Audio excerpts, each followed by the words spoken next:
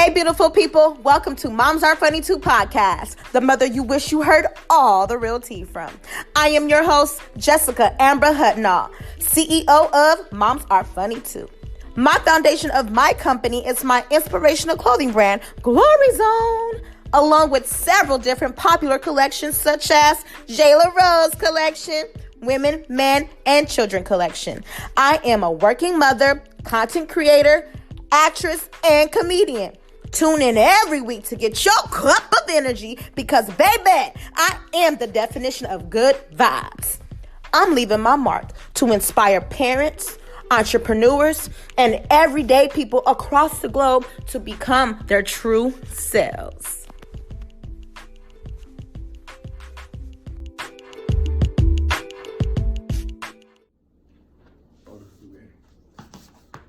And here he is, today's co-host of the day. Drum roll, please. The one and only Daniel Ray. Yeah. I don't know why I did that. It's all good because you're just being yourself. That's why I love you, man. This is my homie, my brother. I love this guy so much. He is like so genuine and so dope. Like, you guys don't understand. Where did we meet? You remember when we met? When you got your car. No, we met before that. You helped me go get my car. Thank you. It was, I want to say it was with G. Wayne. Wayne.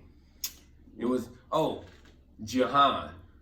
He had a party at his house doing something. I don't know. No, exactly. that wasn't his house. That was a sketch house. So the sketch house. That's, what's his name? I forget the name. But that's where we met. Yes. There. That's where we met. Yes. We've been tight ever since. So let's get into these questions. You ready? I'm ready as I can be. Okay, so you're the co-host, so you can ask me, even though this is my interview for you, but you can always ask me questions anytime. Oh, so I can ask you the same questions you're asking me. Yeah. Cool. All right. That's why I co-host. Okay. That's why I put that in there. You could talk as just as much as me. This your show today too, baby. So I can stop you in the midst of asking me the question, but you know what? You answer first. Can I do that? You can. Okay. All right. Cool. If you want. Okay. But I'm trying to shine all the light on you. It's your spotlight. You saw that big picture you had? Like this. Y'all go to the page, Momz Are FUNNY2, and check out his flyer. I did that. He's you did your thing, though. Thank you. Okay. So then this episode, this is called, so you got bars? And the reason why I came up with that, this is for artists. So this will be for people who are comedians, singers, rappers, all that good stuff. I can rap. Oh, you can? Yeah. Spit something right now. Oh, you know I can floor them at your door like ho, ho, ho. Don't call me Santa Claus, though. Oh, she put that on the Christmas album. He a rapper. Sign him up. That was lit. Okay, so tell us about your life journey. Where you grew up. How did you grow up? All right, look. This is special because I want to encourage all the kids that either feel like they're orphaned, or feel like they're abandoned, or feel like because they don't have a real family, they can't make nothing of themselves. I came from a foster home background. So with that being said, I'm the most successful because I'm still going and I still can see where I want to be at. And a lot of times, because you grew up the way you did, especially in the foster home, a lot of people don't see past that. They just see like, oh, well, I'm not nothing, or I'm less than, or like just whatever the case may be. But it's like, you just got to keep going. I think that's the biggest thing. Or they just get comfortable and settle and like, okay, people project this negative thoughts and negative stereotypes on me, so I'm just gonna become them. Yeah. And so you can't pay attention to that. Okay. So wow, I never knew that you grew up in a foster home. Oh yeah. Wow. Okay. I'm glad. Don't cry. No, It's not like she about to cry. I'm like, wait a minute, don't cry. Like, I didn't. That's how much I got your back, man. Okay, so what are some life challenges you face just from childhood, adolescence to adulthood? That's a good question. I would say, since I grew up in a foster home, building confidence in myself. Like confidence wasn't installed into me or taught to me. It's something I have to learn myself. So with me having to learn it myself, it was I wouldn't say more challenging to learn. It was something that I had to really like try to just install into myself because I didn't have it coming up like that. So I had to install it for myself. So when you don't have anything like given to you, I would highly suggest providing for yourself. I mean, that's how I'm here now. If it wasn't for self, like, I can definitely agree with you. Growing up, I didn't have it all. My family didn't. My parents weren't millionaires or not even wealthy, you know.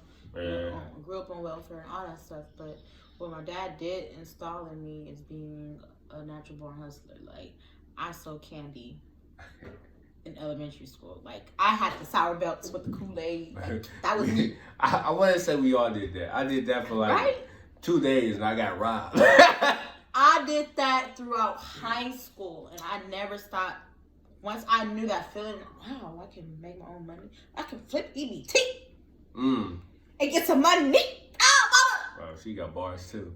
Sign me up! Y'all remember when we had the EBT, the actual money? Like, you talking about food stamps? The food stamp. Food stamps. Oh, there we go. Food stamps. Brown. It was brown. You had the dollar, the 5, and the 10. I used to flash my 10s like I was balling. I got cards. Like, ain't nobody remember that?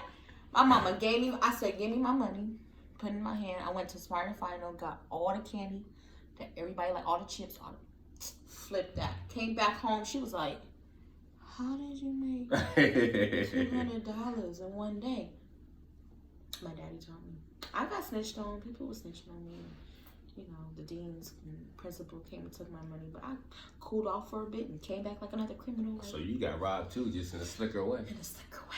Somebody snitched on me because I wouldn't give them no free candy. Talking about, oh, can I pay you tomorrow? I said, no. My daddy said, if you don't give me money today, you can't get the damn thing today. Okay? So, okay.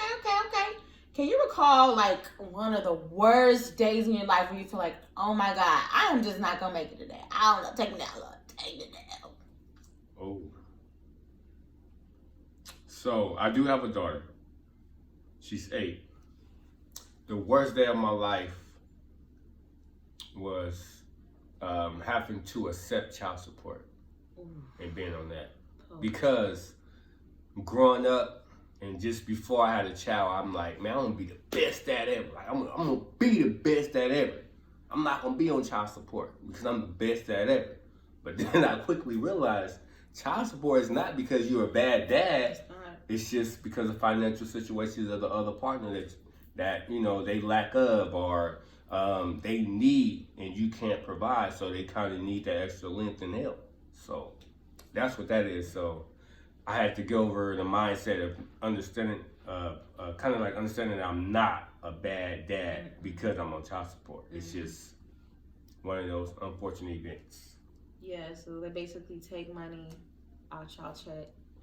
Man, that hurt. And I know that it hurts y'all, but it's the end of the day, the child is getting provided for. I just wish. The hardest part was trying to explain to my daughter what child support is, because we was actually, because we went towards what she gonna try to use child support on me. Wait, what? Tell me the story. She like, Dad, I want to be able to get a tour. I'm like, baby, I can't afford it. She go, well, you know, ain't child support gonna help me pay for it? I'm like, I don't think child support works like that. Oh my God. Like, you ain't got no card with the money child support and my name on it. I'm like, nah, it don't work like that. Like, I pay child support and the money just poof, go wherever it goes. And she's like, that's dumb. I'm like, you should go talk to them together, let them know how dumb that is. Oh my God. Shit. Yeah. That's funny. Well, I mean, I can tell all my business, but I mean, my baby daddy on child support. I didn't want to put him on. I didn't, but kind of had to because no one had the baby. Yeah, and see, that's the thing too. The county comes automatically after y'all now. It's like the mothers exactly. Really putting y'all on. It's exactly. The county's like, look, we giving her money, so we're gonna take yours. Somebody needs to pay this. The baby ain't free. Somebody. So I mean, but it is what it is. So you're a great father. I know you are, and I try my best to be. I know I am now because my daughter says, "You're like, Dad, you're the best dad ever." I'm like, "Cool, thanks." Just hearing that is yeah, man. That means a lot. Children don't want much. Love is more important than material things. My daughter won't love and toys. She's like, "Daddy, I love you. Now where's my toy?" No, my daughter. Anytime I step in her room, ouch! Like, get this up. Didn't I just buy this from you? Like right on the floor. Toys all over the place. Just, man. Okay. So how did you overcome these challenges that you went through in life? Like, understanding that everything and anything that happens is all in my control. And things that's almost out of my control is still in my control by my mental mind state of how I look at it. A lot of people will probably look at things like, this is bad. I'm not going to overcome this. And you're not if you think like that. But it's the way you think that gets you through the trials and tribulations. So if you think like, okay, you know what? On the other end of this rain, it's gonna be some sun. But a lot of people don't put their mind there. They just like, this is it for me. This is it. And it's okay to be like that temporarily, but you gotta know, like, you gotta come out of that. Because if you don't come out of that, you're not gonna get through that. Man, I mean, mindset is everything. Of course, we're all human. We're all gonna go through something and be in the midst and do well, but somehow you gotta find it. Your inner self, that inner self, you know, who's strong, who can defeat it, the David in you, and pull him out. Because in my case, the Daniel. Right. Is it the lion's den? Was it David or Daniel? Well, David is the one with Goliath, but Daniel is the one with the lion's den. See? That's right. You know your I'm out here sleeping with the lions. You know what I'm talking about? They're sleeping with the lions. They can't touch me, baby. So, what made you want to become this great, funny comedian that you are? And you popping! I remember when he didn't have any followers. This nigga popping on social media. He surpassed me. See, he stayed consistent. I need to pick up from him. Every day he will get a post. Maybe 3 times a day. Oh, Lord, I be too busy. I be trying. What made you want to be a comedian? I mean, I think you're always born funny, but... Yeah, just always being funny and, like, growing up and being in class, I always wanted to be a class clown. I always wanted that attention. And whenever I got it, it's the worst because I can't stop it. So, like, whenever somebody would laugh, I'm like, uh-oh, I got somebody now. And I just keep going, bop, bop, bop, bop, bop, and I don't stop. And that'd be my problem why I get in trouble a lot. Because when somebody laughs, I'm not worried about my consequences. I'm worried about getting more laughs from this person. That's amazing. And that's been my thing right there. That's amazing. So when was your first time going on stage doing stand-up? And did you get any laughs, boos, hecklers? My first time? Yeah, when was it? Because I had a break. My first time, my first joke was about roaches. And how I was so poor, I had roaches knocking at the door, asking us for money. No, not asking us for money, giving us money. Giving y'all money. Because they knew how poor we was. They're like, you know what? We're not going to come here today. Here goes some money. I'm glad you laughed. Nobody laughed during the club. At the club, there was just crickets. They was just like, okay. When you going to get to the punchline, brother? This joke ain't it. And oh, God. I promise you, I cannot remember... Because I was turned around somehow, but I cannot remember where that club was. I know it was on Melrose. I want to say it was a Laugh Factory, but... That was my biggest fear when I first got on stage ever, which was last year at the Lash Comedy Club. And I was so shocked that I had the whole room laughing. I wasn't prepared. I didn't write anything. I literally told what happened to me that day. Because I got my phone stolen. Well, my niece. It was in her hand. She was watching the video. I was at Costco. I was picking out these avocados, a bag of avocados. And I'm an OCD shopper. Like, I literally will take so long just to pick the one thing. Like, I'll go all the way in the back. Because if you go all the way in the back, that's where the fresher stuff is. So you have to, like, dig, okay? So I just know how it works. Because people from the grocery store be telling me. I'll be listening, watching people conversation. I'm very observant. That's true. All that good stuff. So, you know, I turned the like, where's my phone? Little baby, gone. Somebody just came and snatched my phone out of my niece's hand. Wow, that's bold. And I went crazy. I was pocket checking everybody around me. Excuse me. You looked the suspect. I was going up to you like, do you have a phone?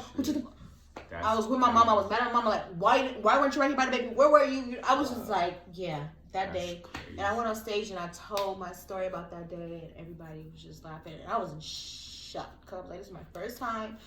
I'm unprepared, but I had to say what I had to say. And here's the secret that I use.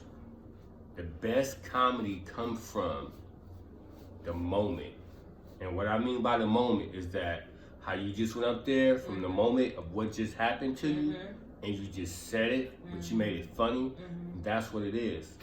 Comedy can't be where it can be, but then it's hard. You wrote something down and you go up on stage and you try to recite what you wrote down. That makes it doesn't feel real. It doesn't feel natural. It doesn't feel like the moment. When you right there with the audience, they want to feel that moment that you're there with them. Right. And I had to learn that. And that's what made me funny. Understanding that whenever I tell my jokes, it's present. I'm using present tense words, not past.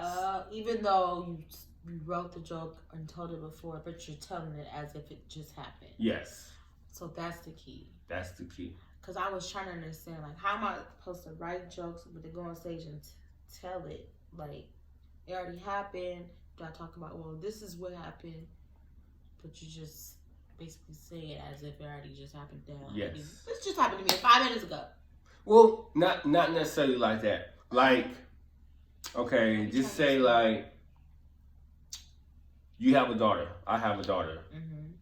I will find somebody on it and say you sitting in the front row. And I'm not picking on you to, like, make jokes of you. It's just the fact of, like, okay, look, man, I got a daughter. Anybody else got a daughter in the crowd? What about you? You got a crowd? You got a daughter? You like, yeah, I do. And then I'm like, look, don't you hate when your daughter do this? Da-da-da. And then you find it more relatable, like, oh my God, that's so funny. And then at the same time, it's in the moment because I just acknowledged something that we have in common and shared it with the room. I see. It makes sense. I see. And that's how you... Okay, I got some jewels. Be real funny. I guess I really got to get on a couple of stages this year. Lord. If I'm really going to consider myself a comedian. Okay, next question. What geared you into writing and filmmaking? Because you also are multi-talented. And your very first feature film called Hood Boys, that was so awesome. By the way, everyone, check it out on YouTube. You can just click in Hood Boys short film and watch it. It's super awesome. It's like less than 13 minutes, and it has a really positive message, although the negative things that are happening in it. But the way Daniel trying to explain it, and I'll let him explain it better. Go ahead, because my words be a little confusing sometimes. So I watched though. I did. What my message is in this short film is like, I want our black people to really pull it together with this black on black crime mentality that we have, with this black on black negativity that we have against one another. It's like we could look at our own brother and sister and want to do harm to them for no reason, like just because. Just because you like, man, you the same color as me. I'm about to whoop your ass. Like, wait a minute, like that should be the reason why you should not do it. But for some reason, that's the thing that makes them want to do it, because you're the same color as them. And that mentality is slavery, to be honest. It's slavery. That's what it was written to.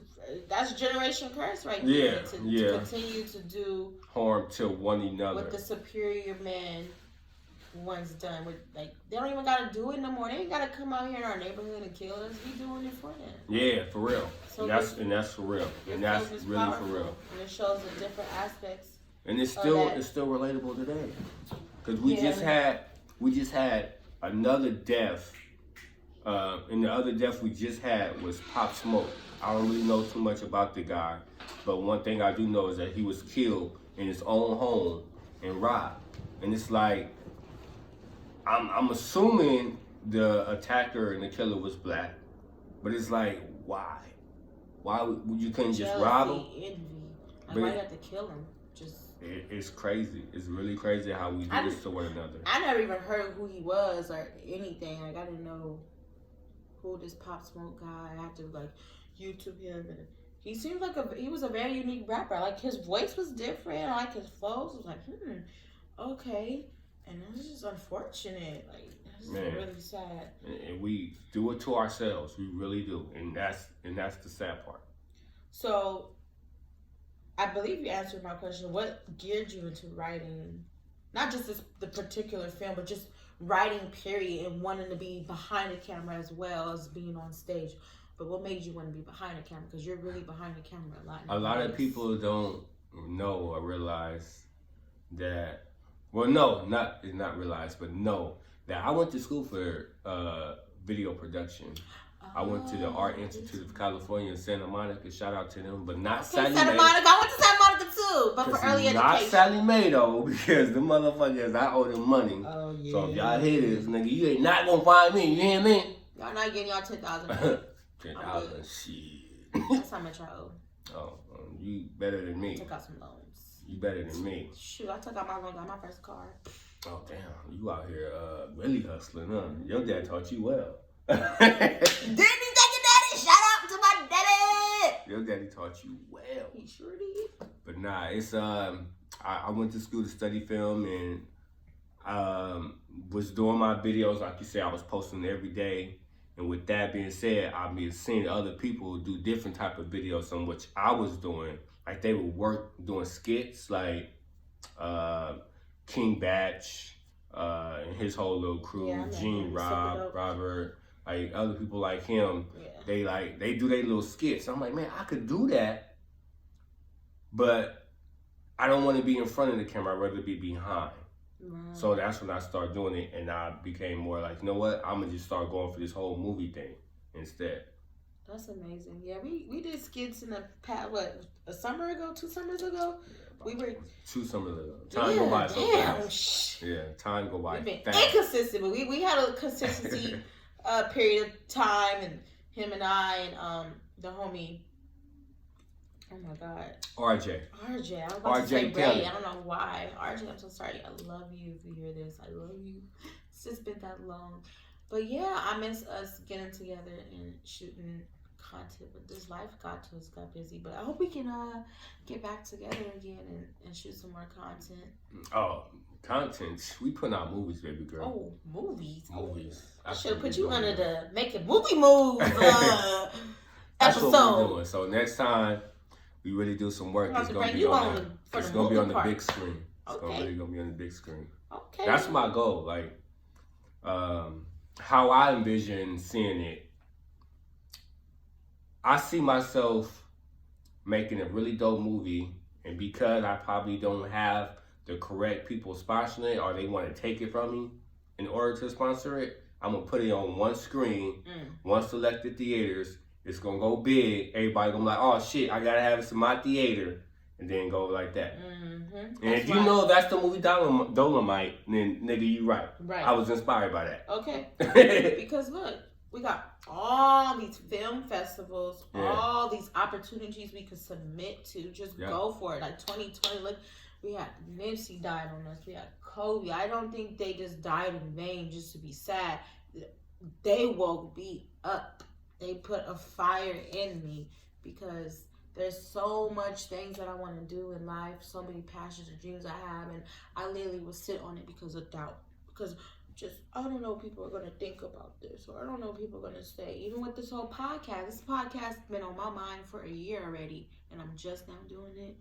Like, it's just that time. So my next question is, where do you see yourself in 5 years? 5 years. Inspiring change for everybody that feel alone. And that's the reason why I really want to do films too, because I know it's times where people sit in their room or they in the world or they just doing whatever they doing, they just feel alone, like they the only one going through that in particular problem. It could be looking in the mirror and hating the way they eye look back at them. And it's just the left eye. Like, I hate the way my left eye looking back at me. My right eye is okay, but this left one is all fucked up. So it's it's things like that where it's like, you're not alone. Even that little bit of that little itty bitty thing where it's like, your left eye, somebody else feels the same way about their left eye. If not more than one. But it's like, you're not alone. And Michael Jackson really nailed it with that song, though. But I don't know if he just said, I am here with you. He just said, everyone else is here with you. But it wouldn't make right for lyrics. Okay, go ahead. You right. What happened? I messed up. No, you good. I just zoned out for a second. Oh shit! Hey, I said some good shit. That's how you know when you said something good. People like they listen like, damn. They get to listening to you like, oh, damn, you right. Start thinking about their trauma. Like, wait a minute. Look, hey, we in the show. Come back. I be thinking like, dang, I be thinking about where I see myself in 5 years. It's a good question. Yeah, where do you see yourself in 5 years?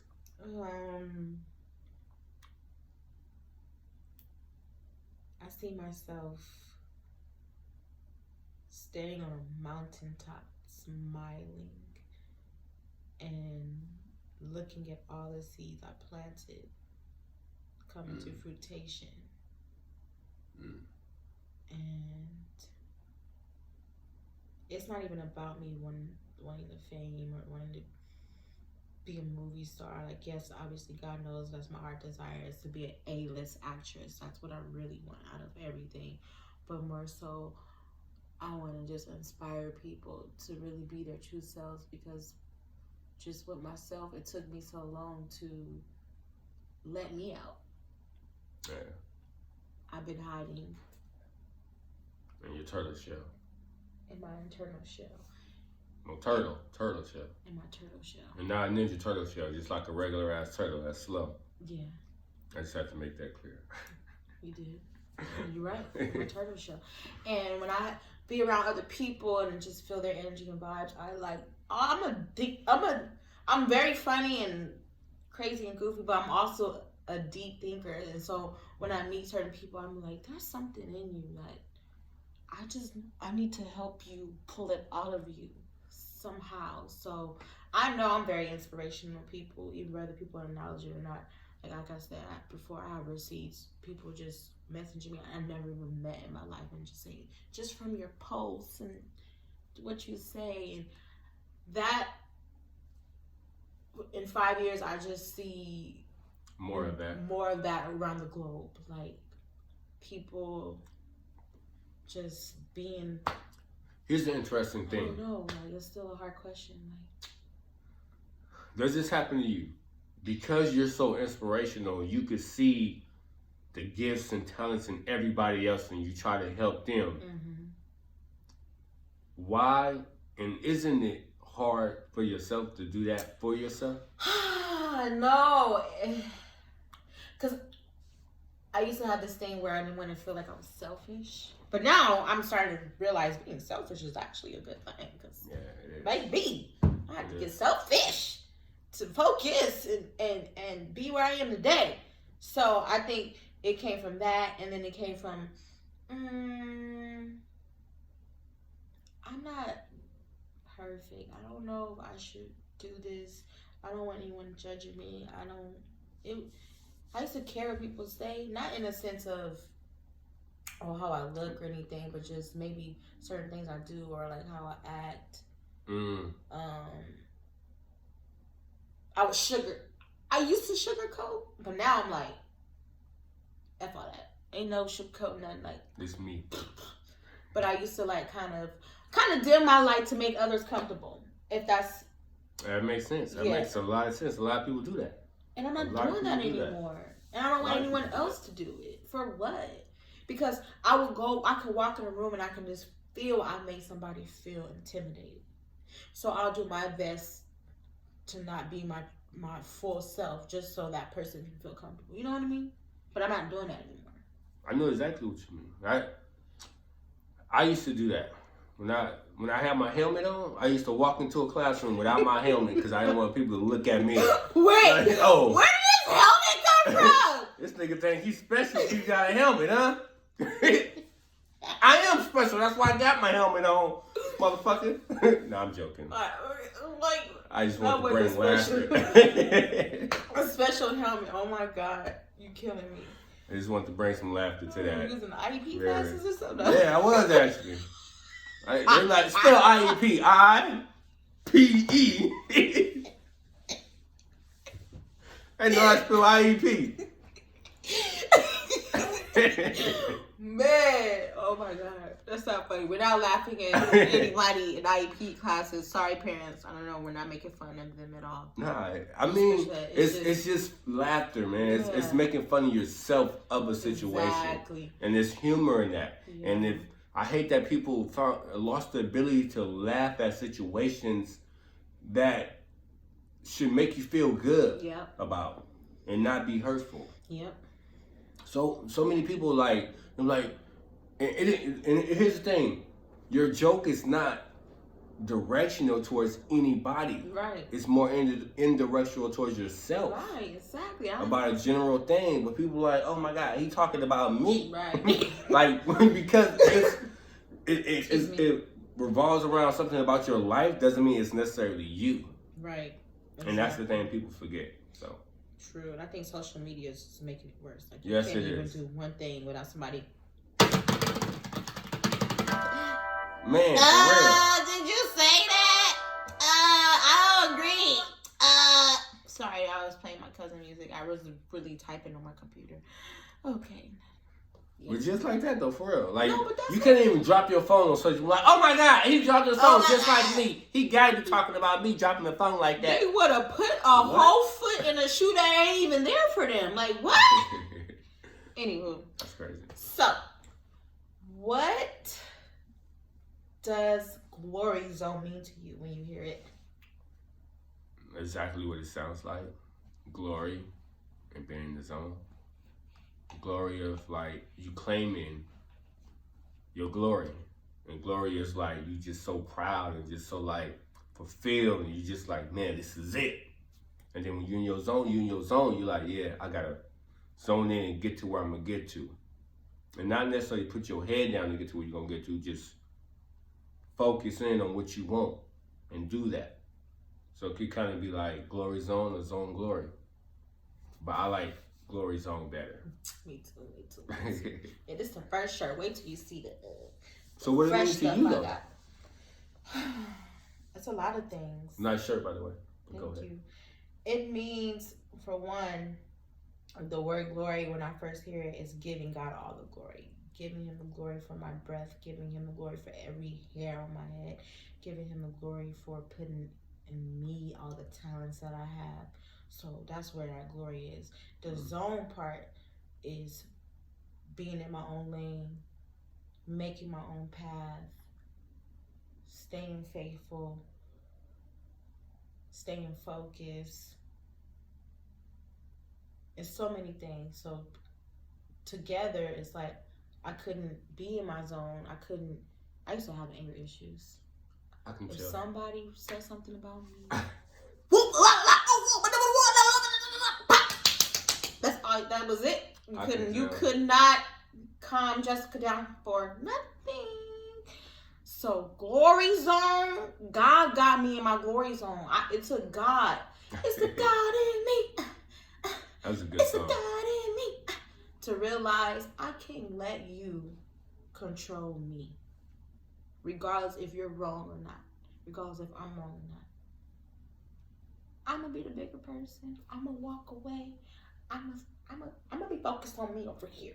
So, to sum it all up, being unapologetic, giving God all the glory, and just staying focused and doing whatever I need to do before my time's up here on earth, baby. That's what's up. So what are some things you do to stay in your glory zone? I stay focused on what I want and keep going after what makes me happy and my passion. So understanding that, like you said, like the fruits that's gonna grow from your seeds that you planted. That's what makes everything more gloryful to me, because it's like you can do so many different things and have so many different like returns of what you do, but still be unhappy. And that's the part that I didn't like and I didn't want for myself. I want to be able to do so many different things, but in return be so happy. Even if my return was nothing. Ooh. And most people, they want everything with their return. But I'm happy with receiving nothing. Taxes. I'm like, shh. My mind back ain't saying, what? I'm good. Got them taxes on deck. That's amazing. This was so wonderful. Interviewing with you and just having you as my co-host for the day. Is there anything else you would like to add and let the people know? Oh, definitely give them your social media handle. Where can we find you, Daniel Ray? ITS.Daniel Ray. So it's Daniel Ray. I like it. You know what I was thinking about? How simple it is to find me. And not only that, how dope it is to find me. Like, I can talk to you and have a general conversation with you. Like, oh yeah, you can find me at It's Daniel Ray. And then, like, when I usually text people, like, new people that I meet, they're like, hey, what's your name? I'm like, oh, it's Daniel Ray. It's common. It's like, it fits a conversation. And I'm going to lie. I'm babbling now. No, I agree. Like, you're probably one of the people out of everybody I know on Instagram that's super easy to find. Like, I remember when you first told me, like, it's Daniel Ray. I'm like, okay, his name's Daniel. So what is your Instagram? It's Daniel Ray. Yeah. It's Daniel Ray. That's dope. Even if you don't even know the dot is right after it, because ain't it? Yeah, something it like is. that? Yeah. I even remember. It's Daniel Ray. So that's where you can find him, everybody. Super dope. Check him out. Follow him if you want to work with him. Hit him up. He does photography, film, editing. He's super dope, super unique. There's no one like him. There's a one and only Daniel Ray. Oh, yeah. Thank you so much for being on the Moms Are Funny 2 podcast. Oh, and hopefully I can have you again. I'm going to have to put you on the Making Money Moves segment so we can just talk about all film. But thank you for sharing your comedy jewels and stuff. And please drag me to the stage because I'll be like. And not only that, big ups to you. Big ups to you and everything that you're doing. Like you say, you've been wanting to do podcasts, you're doing it now. You've been doing acting. You got your own clothing line. Thank you. You probably don't see how big that is, but that's very, very big because you're still doing it. No matter if you get no sales to 10 sales, you're still doing it. And that's big to you because most people would have quit already. Thank you. I appreciate that. So, big ups to you. Long journey. Thank you so much, Daniel Ray. Yeah. Oh my God. Okay, well, everyone, it was so awesome. I hope you guys enjoyed the show. Please, if you love this episode so much, go ahead and drop a review. Share it with your friends and your families. Everybody. Even the haters, okay? Throw some jewels on them too. And have a blessed and glorious night, morning, day, what time you listen to this. I hope you had your cup full of energy. And we're out.